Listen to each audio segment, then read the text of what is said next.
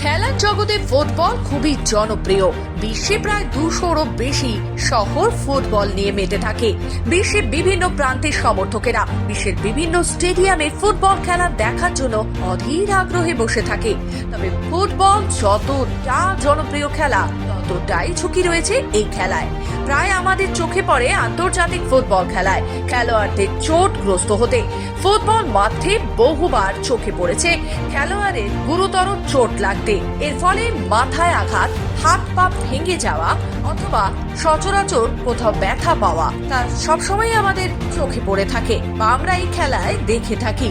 তবে 18 ডিসেম্বর বুধবার প্যারিসের লিন ওয়ানের ম্যাচে চোখে পড়ল ঠিক কি দৃশ্য। একেবারে ফ্রান্সের গোলরক্ষক দোনারুমার সাথে সংঘর্ষ দেখা গেল মোনাকোর ডিফেন্ডার উইলফ্রেড সিঙ্গো।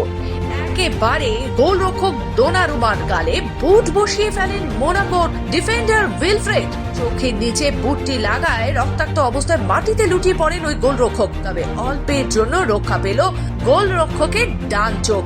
প্রসঙ্গত, বুধবার অর্থাৎ 18 ডিসেম্বর প্যারিসের লিন ওয়ানের ম্যাচে মুখোমুখি হয়েছিলেন মোনাকো বনাম পিএসজি।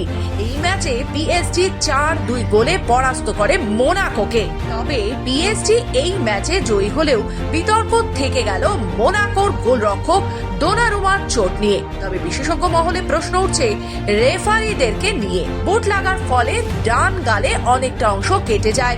দোনারুমার রক্ত বন্ধ করতে মাঠেই 10টি স্ট্যাপল দিয়ে গালের চামড়া সেলাই করা হয়।